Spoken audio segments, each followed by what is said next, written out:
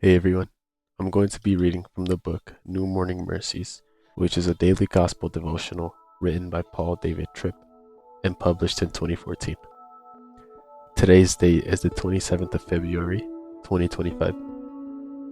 You've been born into a world of authority, and it is not you. Disobedience dethrones God and enthrones you in your heart. You could argue that the most important words in all of the Bible are the first four words, in the beginning, God. Those words are meant to change the way you think about yourself, life, God, and everything else. God was on sight before you were. The earth and everything in it is an expression of His design and His purpose. Because He is the creator of all things belong to Him. God created you. That means you belong to Him. You and I were carefully designed for His purpose. We did not make ourselves. We did not rise out of the primordial ooze, the result of impersonal forces. We are the direct product of God's creative power and will. Now think about this. When I make something, it belongs to me precisely because I made it. The Bible says, "The earth is the Lord's, and the fullness thereof, the world and those who dwell therein." In Psalms chapter 24, verse 1. This means there is no such thing as human autonomy. To deny this is to tell myself that my life belongs to me for my use for the purpose of my happiness. This is not only about denying God's existence and authority, but it is also about denying my own humanity. All human beings were created to live with the life-shaping God consciousness and willing submission to God's authority. All human beings were created to live with the life-shaping God consciousness and a willing submission to God's authority. This means that you and I will never be at the center of life because God is. It will never be about us because it is about Him. It is never about our will and our way because it is about His. We will never be the ultimate authority in our lives because He is. To deny this is to deny reality and give yourself to the most dangerous of all delusions. To deny this is like denying the existence of the sun. If you did that, the people around you would think you were crazy. Sin makes us just that crazy.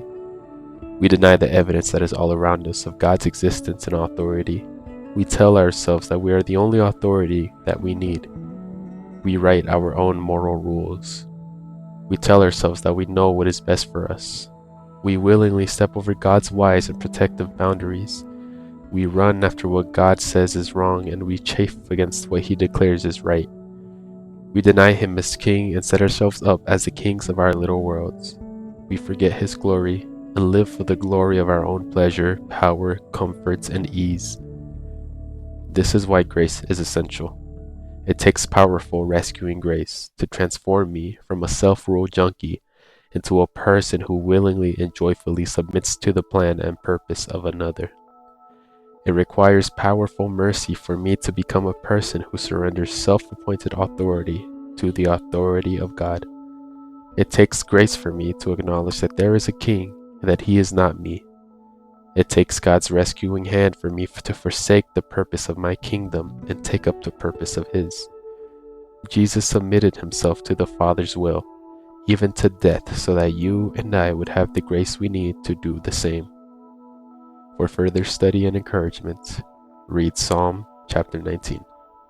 Psalm chapter 19 reads, "To the chief musician, a psalm of David.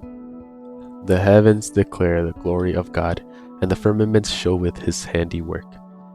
Day unto day uttereth speech, and night unto night sheweth knowledge. There is no speech nor language, where their voice is not heard. Their line is gone out through all the earth, and their words to the end of the world. In them hath he set a tabernacle for the sun, which is as a bridegroom coming out of his chamber, and rejoiceth as a strong man to run a race. His going forth is from the end of the heaven, and his circuit unto the ends of it. And there is nothing hid from the heat thereof. The law of the Lord is perfect, converting the soul. The testimony of the Lord is sure, making wise the simple. The statutes of the Lord are right, rejoicing the heart. The commandments of the Lord is pure, enlightening the eyes. The fear of the Lord is clean, enduring forever. The judgments of the Lord are true and righteous altogether. More to be desired are they than gold, yea, than much fine gold, sweeter also than honey and the honeycomb. Moreover, by them is thy servant warned, and in keeping of them there is great reward. Who can understand his errors? Cleanse thou me from secret faults. Keep back thy servants also from presumptuous sins. Let them not have dominion over me. Then shall I be upright, and I shall be innocent from the great transgression. Let the words of my mouth and the meditation of my heart be acceptable in thy sight, O Lord, my strength and my Redeemer. This concludes the video of today. Thank you so much for watching.